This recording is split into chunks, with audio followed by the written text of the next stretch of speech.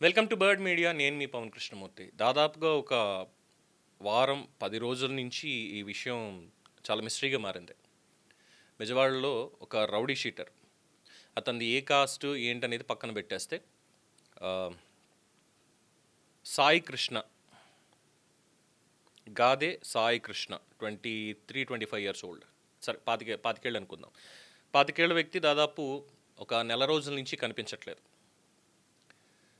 ఈ నెల 29వ తేదీ కల్లా అతన్ని కోర్టులో ప్రవేశపెట్టాలి అని ఆల్రెడీ కోర్టు కూడా ఆర్డర్ ఇచ్చింది. హెబియస్ కార్పస్ పిటిషన్ అనేది వేశారు. సరే, దీని మీద జరుగుతున్నటువంటి చర్చ, ముఖ్యంగా ఇందులోకి కులాన్ని తీసుకొచ్చేశారు. అసలు తన హిస్టరీ ఏంటి అనేది ఒకసారి మనం చూసినట్లయితే, ఏం జరిగింది అనేది కూడా ఒకసారి పరిశీలించినట్టయితే, ముందుగా క్రైమ్ అనేది పక్కన పెట్టేద్దాం, అతను రౌడీ షీటరా ఏంటి అనేది పక్కన పెట్టేద్దాం. ముందుగా దీంట్లోకి లాకప్ డెత్ అనేటువంటి ఒక అంశాన్ని తీసుకొచ్చారు. లాకప్ డెత్ అంశాన్ని తీసుకొచ్చి అంబటి రాంబాబు గారు కావచ్చు, మిగతా వాళ్ళు కావచ్చు. అంబటి రాంబాబు గారు దీని మీద చాలా స్పష్టంగా నేను ఏదో మాట్లాడారు. Let's check that. ఒక వ్యక్తిని మే 9వ తారీఖున పోలీసులు పట్టుకెళ్లారు. తరువాత చాలా దారుణం ఏంటంటే, అతను చాలా చిత్రహింసలు పెట్టారు.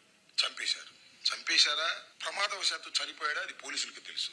చంపేశారు. It's lockup death. నేను అడుగుతా ఉన్నా, చాలా లాకప్ డెత్ చూసాను. నా చిన్నప్పటి నుంచి న్యాయవాదిగా కూడా పనిచేశా. లాకప్ డెత్ జరిగితే ఏం చేస్తారంటే, జనరల్ గా వాళ్ళే కొట్టి చంపినా, వాడే ఉరేసి చచ్చిపోయాడేనో లేదా గోడ దూకి చచ్చిపోయాడేనో, మా ప్రమేయం లేదేనో చెప్పి బాడీని తీసుకెళ్లి తల్లిదండ్రులకు అప్పచెప్తారు. పోస్ట్ మార్టం చేసి. కేసు చాలా పెక్యూరియర్ కేసు. బాడీ లేదు. ఆ బాడీని వారే దహనం చేశారు, పోలీసు వారే.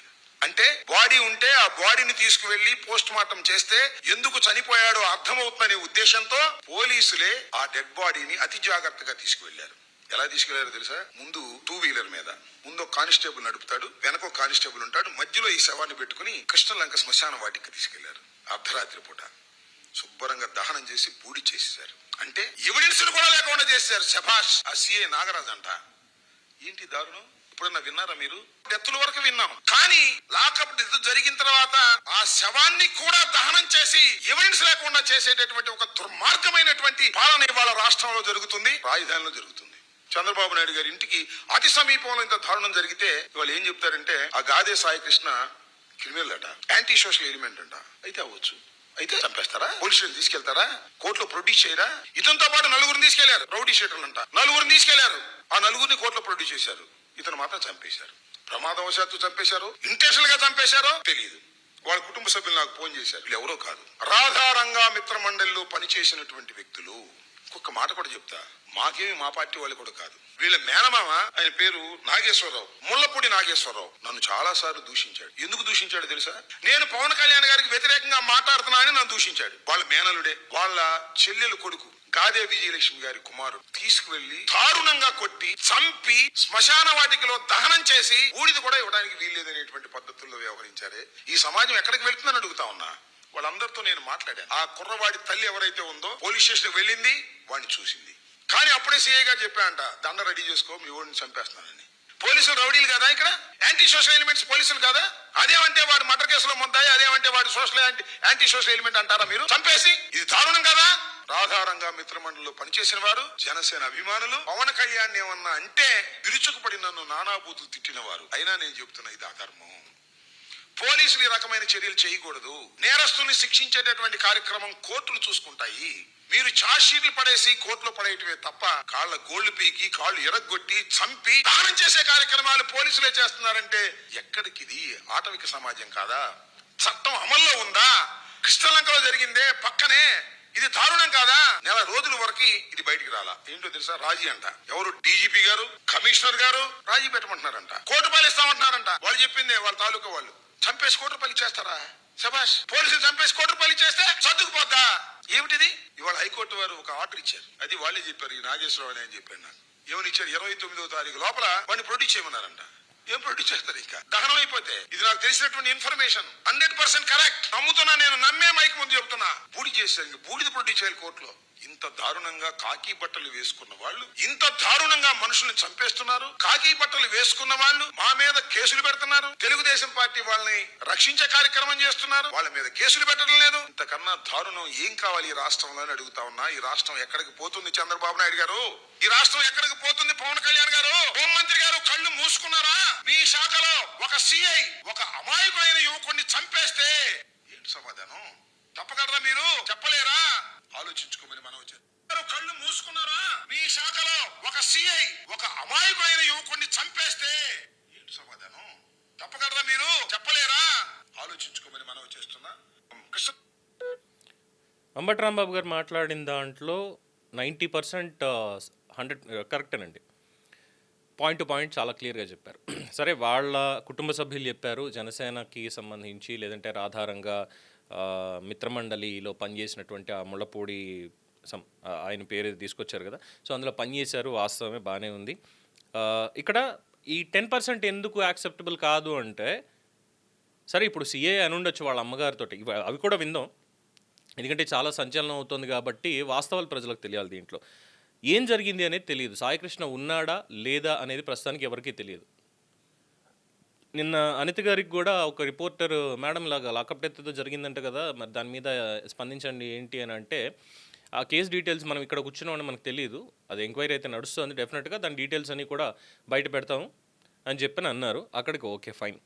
అంబటి రాంబాబు గారికి ఎలా తెలుసు 100% ఇది హత్య జరిగింది, బూడిద చేసేశారు? పైగా చెప్పారు, ఒక కానిస్టేబుల్ బండి నడుపుతూ ఉంటాడు, ఇంకో కానిస్టేబుల్ వెనకాల కూర్చుంటాడు, మధ్యలో శవాన్ని పెట్టుకొని కృష్ణలంక శ్మశానానికి తీసుకెళ్ళి అక్కడ బూడిద చేసేసి బూడిద కూడా ఇవ్వడానికి వీల్లేదు అని చెప్పి సిఐ నాగరాజు చెప్పాట. ఇంకో నలుగురిని తీసుకెళ్లారు, ఇంకో నలుగురిని ప్రొడ్యూస్ చేశారు, కానీ ఇతను మాత్రం ఇది చేశారు. సరే, అది యాక్సిడెంటల్గా చనిపోయాడా, పారిపోతూ చనిపోయాడా, ఇంకోటి అయిందంటే అసలు ఉన్నాడా లేదా అనేది ఇక్కడ మిస్టరీ.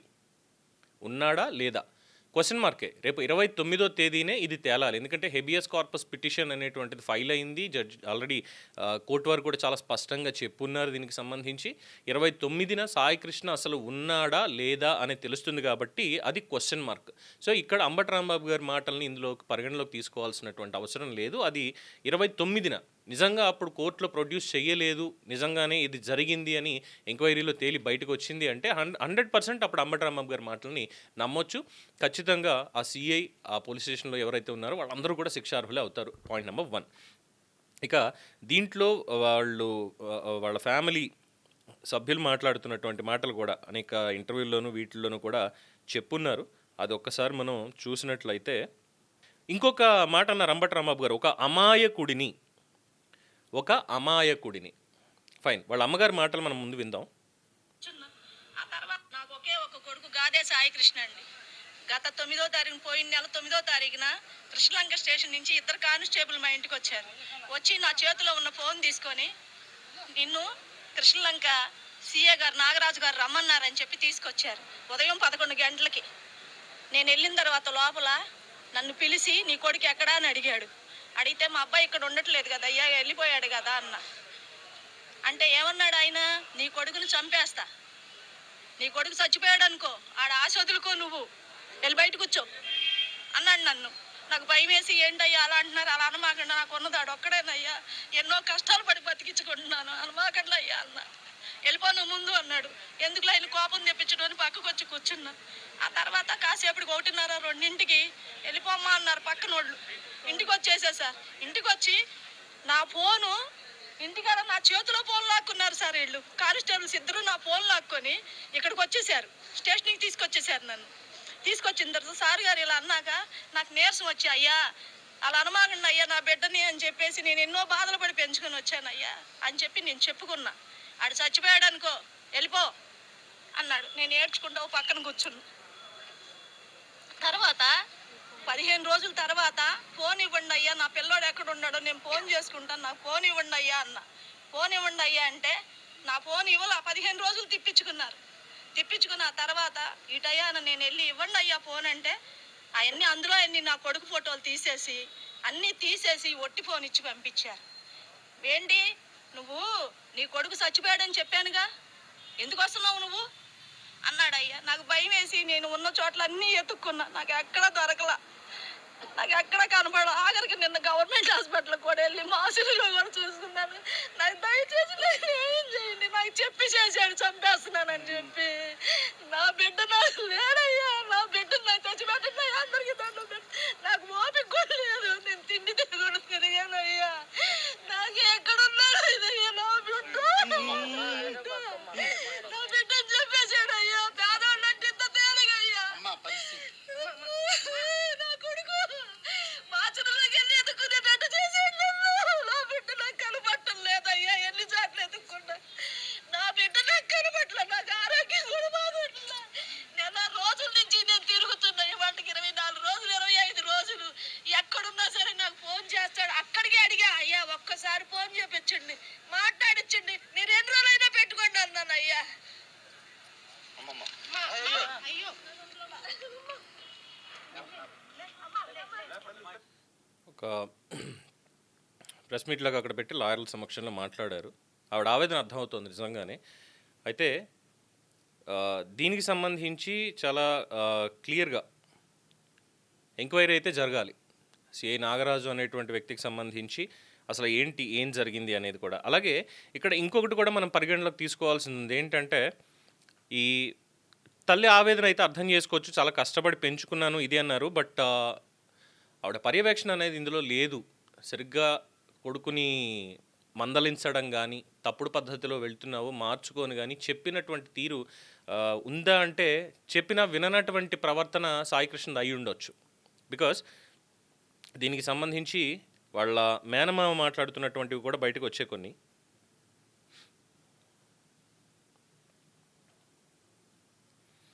మనం వాటిని కూడా ఒకసారి చూడాలి.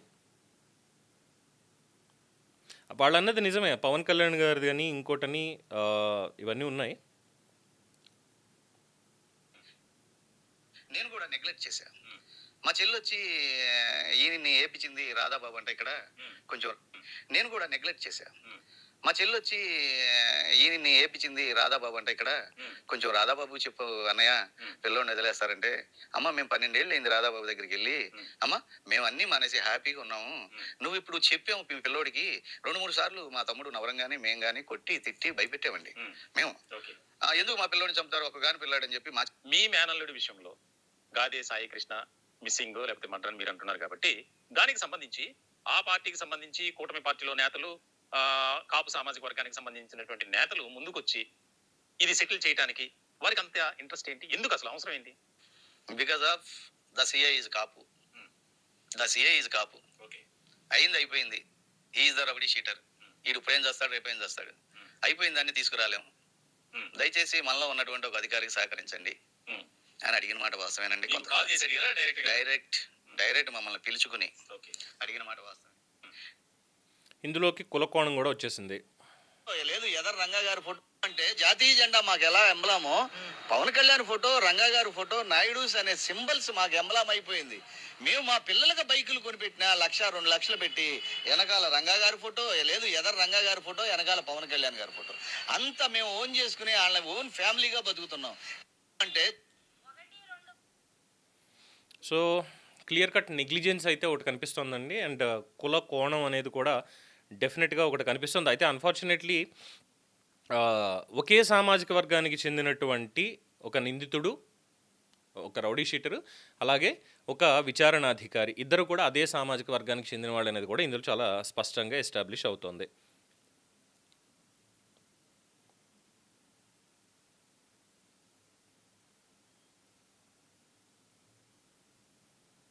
వైసీపీ ఫోటోలు కూడా విడుదల చేశారు అని TV9లో కూడా స్క్రోలింగ్ అనేది ఒకటి వస్తోంది.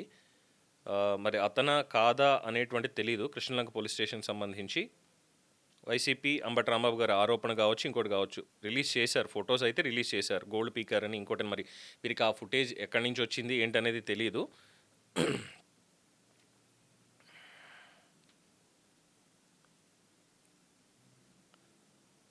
చూస్తుంటే అతని ఫోటోలాగే అనిపిస్తోంది. సో ఎందుకు మరి సిఐ ప్రోద్బలం దీంట్లో ఏంటి అనేది కూడా ఒకసారి బయటపడాలి వాస్తవం మాట్లాడుకునేటప్పుడు. అది మరి ప్రెస్ మీట్ డీజీపీ గారు పెడతారా ఏంటనేది తెలీదు. సో బిఫోర్ దట్ ఒకసారి సాయి కృష్ణ హిస్టరీ ఏంటనేది కూడా ఒకసారి చూస్తే, అంటే అది నిన్నటి నుంచి కూడా సర్క్యులేషన్లో ఉంది. బట్ ఆ నేరం ఎలా జరిగింది, ఎందుకు జరిగింది అనేటువంటిది కూడా చాలా స్పష్టంగా వీళ్ళు చెప్పాల్సినటువంటి పరిస్థితి కూడా ఉంది. And definitely he is not normal common man. అలా అని చెప్పి పోలీసులకి హక్కు కూడా లేదు. నిజంగానే స్టేషన్కి తీసుకెళ్ళి లాకప్ డెత్ చేయాల్సినటువంటి హక్కు పోలీసులకు కూడా లేదు, even though he's a anti social element. So 25 ఏళ్ళు 23 కేసులు, రేపుల దగ్గర నుంచి తుపాకులు క్యారీ చేయడం వరకు, ఇది నిన్నటి నుంచి వచ్చింది. బట్ కొన్ని ఫోటోలు మాత్రం అతనా కాదా అనేటువంటిది ఇంకా మనకి క్లారిటీ ఒకటైతే రావాలి డెఫినెట్గా. సో అతని హిస్టరీ ఏంటనేది చూస్తే, గాదె సాయికృష్ణ ఎలియాస్ పిల్లా సాయి ఒక అంతర్రాష్ట్ర రౌడీ షీటర్గా పోలీస్ రికార్డ్స్లో నమోదై ఉన్నాడు. విజయవాడ నుంచి తెలంగాణ వరకు కూడా అతని మీద కేసుల పరంపర కొనసాగుతూనే ఉంది. విజయవాడ నగరంతో పాటు తెలుగు రాష్ట్రాల్లోని పలు జిల్లాలను వణికించిన ఒక ప్రమాదకరమైన నేరగాడి చరిత్ర ఇది. కృష్ణలంక పోలీస్ స్టేషన్ పరిధిలోని రాజీవ్ కాలనీకి చెందిన గద్దె సాయికృష్ణ గాదె సాయికృష్ణ ఎలియాస్ పిల్లా సాయి నేర చరిత్ర: 25 ఏళ్ల వయసులోనే హత్య, అత్యాచారం, పాక్సో, కిడ్నాప్, దోపిడీలు మరియు గంజాయి స్మగ్లింగ్ వంటి 23 తీవ్రమైన క్రిమినల్ కేసుల్లో పిల్లా సాయి నిందితుడిగా ఉన్నాడు. ప్రజాశాంతికి, శాంతి భద్రతలకి తీవ్ర విఘాతం కలిగిస్తున్న ఇతని మీద 2017 జనవరి 15న రౌడీ షీట్ని సి నంబర్ 122 HSACPSD 2017 విజయవాడ పోలీసులు ఓపెన్ చేశారు రౌడీ షీట్ని. విజయవాడలో బ్లేడ్ బ్యాచ్లను పోషిస్తూ భయానక నేరాలకు పాల్పడుతూ నగర ప్రజలకి భయభ్రాంతులకు గురిచేస్తున్న వ్యక్తిగా ఈ పిల్లా సాయి అనేటువంటి రౌడీ షీటర్ గుర్తింపు పొందాడు. ఈ సాయికృష్ణ విజయవాడ నగరానికి పరిమితం కాకుండా గుంటూరు జిల్లా, రాజమండ్రి మరియు తెలంగాణలో హైదరాబాద్ పరిసర ప్రాంతాల్లో కూడా నేరాలకు పాల్పడుతున్నటువంటి ఒక అంతర్రాష్ట్ర నేరగాడు. ఇది పోలీస్ రికార్డ్స్లో ఉంది. ఇతని మీద మొత్తం 23 అతి తీవ్రమైనటువంటి కేసులు, 1 హత్య కేసు, 3 గంజాయి మాదక ద్రవ్యాలు NDPS స్మగ్లింగ్ కేసులు, అదేవిధంగా 4 దోపిడీలు, 5 దాడి గాయపరచడం, ఒక చిన్నపిల్లపై అత్యాచారం పాక్సో కేసు, 3 ఆస్తి నష్టం దొంగతనాల కేసులు ఉన్నాయి. బెదిరించి వసూళ్లు ఎక్స్టార్షన్ గ్యాంబ్లింగ్ కేసు కింద 1, సెక్యూరిటీ ప్రొసీడింగ్స్ కింద 3 కేసులు ఉన్నాయి. మహిళలు కనిపిస్తే వేధింపులు, గంజాయి మత్తులో మహిళలు కనిపిస్తే చాలు వేధించేవాడు అనేటువంటిది కూడా రికార్డ్స్లో ఉంది.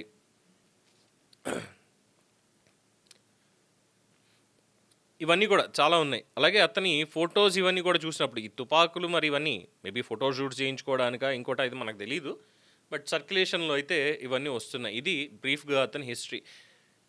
అంబటి రాంబాబు గారు అన్న పాయింట్, అతడు అమాయకుడు అయితే డెఫినెట్గా కాదు. అమాయకుడు అయి ఉంటే 2017లోనే కాదు 2019-24 మధ్యలో వైఎస్ఆర్సీపీ ప్రభుత్వం ఉన్నప్పుడే, మరి వారు ఎందుకు చెప్పలేదో తెలీదు, అప్పుడే క్రిమినల్ కేసులు, రౌడీ షీట్లు కూడా నమోదు చేశారు. చాలా తీవ్రమైనటువంటి నేరాల మీద కఠిన చర్యలు కూడా తీసుకున్నారు. చాలా స్పష్టంగా వైఎస్ఆర్సీపీ ప్రభుత్వంలో అతన్ని కట్టడి చేయడానికి ఆ రోజు కూడా చాలా గట్టిగా ప్రయత్నించారు. మరి ఇప్పుడు అంబటి రాంబాబు గారు మాట్లాడినటువంటి దాంట్లో ఒకే ఒక పాయింట్, అసలు లాయర్ ఆయన మాట్లాడిన దానికి, 29న హెబియస్ కార్పస్ పిటిషన్ అనేది ఉంది, బిఫోర్ ద కోర్ట్ హాజరుపరచాలనేది ఒకటైతే, పోలీసులు ఒకవేళ లాకప్ డెత్ చేస్తే దానికి సంబంధించినటువంటి వివరాలు బయట పెట్టకపోతే డెఫినెట్గా వాళ్ళు కూడా శిక్షార్హులే. మరి కూటమి నేతలు ఎవరు వెళ్ళి కాంప్రమైజ్ చేయడానికి ప్రయత్నించారు అంటే, వాళ్ళు వీడియోస్లో చెప్తున్నటువంటి దాన్ని బట్టి చూస్తే కొన్నింట్లో ఏకంగా డీజీపీ స్థాయి దగ్గర నుంచి కూడా చేయడానికి ప్రయత్నిస్తున్నారు అన్నటువంటి మాట వచ్చింది. మరి నిజంగా అలాగా జరుగుతుందంటారా? డీజీపీ స్థాయి నుంచి కూడా ఇలా చేయడానికి? ఇందులో ఎవరి వాదన వారిది అనేటువంటి విధంగా మాట్లాడుతున్నారు. అయితే దీంట్లో ఎండ్ ఆఫ్ ద డే ఏంటంటే కుల కోణం వచ్చేసింది. చనిపోయినటువంటిది ఒక మనిషి, ఒక కామన్ మ్యాన్, అతనికి నేర ప్రవృత్తి అనేది ఉంది. ఇంట్లో వాళ్ళ పర్యవేక్షణ అనేది కొరవడింది. ఈవెన్ వాళ్ళ మేనమామ ముళ్ళపూడి నాగేశ్వరరావు గారు చెప్పినట్టే, వారు వాళ్ళ తమ్ముడు కావచ్చు, వాళ్ళ బంధువులు కావచ్చు, 4-5 సార్లు అతన్ని కొట్టి, తిట్టి, మందలించి ప్రవర్తన మార్చుకో అని చెప్పినా అతని పద్ధతి మారలేదు. సో అతని మీద పీడీ యాక్ట్ ఉంది, రౌడీ షీట్ పెట్టారు, క్రిమినల్గా అనేక కేసుల్లో ఉన్నారు. మరి బెయిల్ మీద ఉన్నాడా, పాక్సో కేసు ఏమైంది, విచారణలో ఉందా, ఇవన్నీ కూడా వాస్తవాలు పోలీస్ డిపార్ట్మెంట్ వాళ్ళే బయట పెట్టాలి. అయితే అతను ఉన్నాడా లేదా అనేటువంటిది మిస్టరీ అనుకుందాము అంటే, సోర్సెస్ వైఎస్ఆర్సీపీ వాళ్ళు ఆల్రెడీ దీనికి సంబంధించి కొన్ని ఫొటోస్ ఇవన్నీ కూడా రిలీజ్ చేయడం జరుగుతోంది. మరి ఇది ఒకళ్ళేనా, ఇదే సాయికృష్ణ? ఎందుకంటే బయట సర్క్యులేట్ అవుతున్నటువంటి ఫొటోస్లో ఒకలాగా, వైసీపీ ఏదైతే రిలీజ్ చేసిందో వాళ్ళకి సంబంధించినటువంటి ఆ ఫోటోల్లో ఒకలాగా కనిపించడం అనేది మరి ఏమనుకోవాలి? ఇది ఒక పాయింట్. ఇలాగా చాలా మిస్టీరియస్గా ఈ కేసు అయితే డెఫినెట్గా ఉంది, వితౌట్ ఎనీ డౌట్ మిస్టీరియస్గా ఉంది. ఇక్కడ అంబటి రాంబాబు గారు చెప్పినటువంటిది ఏంటంటే, కాపు కులానికి చెందిన జనసేన కార్యకర్తని పోలీసులు లాకప్ డెత్ చేశారు. దీన్ని వైసీపీ వాళ్ళు ఇంకా ఎక్కువగా సర్క్యులేట్ చేస్తున్నారు. ఇక్కడ నేరస్తుడికి కులం ఎందుకు వచ్చింది? ఒక చిన్నారి మీద అత్యాచారయత్నం చేసి పాక్సో కేసు ఉన్నటువంటి వ్యక్తి మీద అసలు కులం ఎందుకు వస్తుంది? మర్డర్ చేసినటువంటి వ్యక్తికి కులం ఎక్కడొస్తుంది? ఇవి వైసీపీ వాళ్ళు చెప్పాలి. అలాగే వారికి సంబంధించినటువంటి పత్రికల్లో కూడా కాపు యువకుడి లాకప్ డెత్, నేరస్తుడి లాకప్ డెత్, నిందితుడి లాకప్ డెత్, ఇవి కదా అక్కడ వాడాల్సినటువంటివి. మరి ఎందుకని చెప్పి ఈ రకమైనటువంటిది తీసుకొస్తారో తెలియదు. సో మొత్తానికి అటు ఆ తల్లికి న్యాయం జరగాలి నిజంగానే. ఒకవేళ అతను నేరస్తుడు అయితే తీసుకెళ్ళి శిక్ష విధించి రిమాండ్లో పెట్టేయడం, శిక్ష ఖరారు చేసి జైల్లో వేసేయడం. అది యావజ్జీవ కారాగార శిక్ష లేదంటే ఇంకోట, అతను చేసినటువంటి నేరాలు బిఎన్ఎస్ సెక్షన్లను బట్టి అతన్ని పెట్టాలి. పోలీసుల మీద దాడి చేశాడు, పోలీసులనే చంపడానికి ప్రయత్నించాడు, అప్పుడు ఎన్కౌంటర్ జరిగింది అంటే దానికి సంబంధించిన వివరాలను పోలీసులు బయట పెట్టాలి. ఇది ఒక పాయింట్. అంతేగాని తీసుకెళ్ళి దహనం చేసేశారు, మరి దీనికి ఆధారాలు ఉన్నాయా? పూర్తిగా అతన్ని కృష్ణలంక శ్మశానంలో పోలీసులు రాత్రి తీసుకెళ్ళి ఒక 2 వీలర్ మీద ముందు ఒకళ్ళు కూర్చొని వెనకాల ఒకళ్ళు కూర్చొని మధ్యలో శవాన్ని పెట్టుకుని తీసుకెళ్ళి బూడిద చేశారు. బూడిద కూడా ఇవ్వడం కుదరదన్నారు. అలాగే సిఐ నాగరాజు బెదిరించాడు, నీ కొడుకు చచ్చిపోయాడు అనుకోని ఆ తల్లిని అన్నాడు అన్నటువంటి మాట ఆ తల్లే చెప్తున్నారు. కాబట్టి మరి ఇక్కడ పూర్తి స్థాయిలో ఒక స్పెషల్ ఎంక్వైరీ అయితే జరగాలి. అసలు వాస్తవాలు ఏంటి అనేది పూర్తిగా బయటకు తీయాలి. అండ్ అంబటి రాంబాబు గారు వైఎస్ఆర్సీపీ వాళ్ళు అంటున్నట్టు ఇది కాపు అమాయక యువకుడి మీద చేసినటువంటి దాడి ఇంకోటి కానే కాదు. ఇందులో కుల ప్రస్తావన అనేది రాదు. అండ్ రెండోది, ఒకవేళ వీళ్ళు కుల ప్రస్తావన తీసుకొద్దాం ఇది అని అనుకుంటే అక్కడ ఉన్నటువంటి సిఐ నాగరాజు అనేటువంటి వ్యక్తి కూడా మరి అదే సామాజిక వర్గానికి చెందినటువంటి వ్యక్తి, మాట్లాడుతున్నది కూడా అంబటి రాంబాబు మరి అదే సామాజిక వర్గానికి చెందినటువంటి వైఎస్ఆర్సీపీ పార్టీ నేత. ఇలా ఉంది ఈ మొత్తం మిస్టరీ అంతా కూడా. సో ఇప్పటి వరకు చూసినటువంటిది విన్నటువంటిది ఏదున్నా రేపు 29వ తేదీన కోర్టులో ప్రొడ్యూస్ చేయాలి సాయికృష్ణ, గాదే సాయికృష్ణ ఎలియాస్ పిల్లా సాయికృష్ణని ఖచ్చితంగా 29వ తేదీన జడ్జి గారి ముందు ప్రొడ్యూస్ చేయాలి. అది పోలీసులు చేయాలి. సో 29వ తేదీన దీనికి సంబంధించినటువంటి అసలు వాస్తవాలు, టోటల్ స్టోరీ ఏంటనేది బయటకు వస్తుంది. సో అప్పటి వరకు ఈ కుల ప్రస్తావనలు వీటి మీద చేసేటువంటి వాళ్ళకి, దుర్మార్గం చేసేటువంటి వాళ్ళకి కులాన్ని పట్టించుకోవాల్సినటువంటి అవసరం లేదు. అది ఎవరైనా కావచ్చు, ఏ స్థాయిలో ఉన్న వాళ్ళైనా కావచ్చు. ఇదే దీనికి సంబంధించిన కంక్లూజన్. దీని మీద మీ అభిప్రాయం తెలియచేయండి. చూస్తూనే ఉండండి ది బర్డ్ మీడియా. ఈ వీడియో మీకు నచ్చినట్లయితే లైక్ చేయండి, షేర్ చేయండి, సబ్స్క్రైబ్ చేయండి. మరిన్ని అప్డేట్ల కోసం మా వాట్సాప్ ఛానల్ను ఫాలో చేయండి.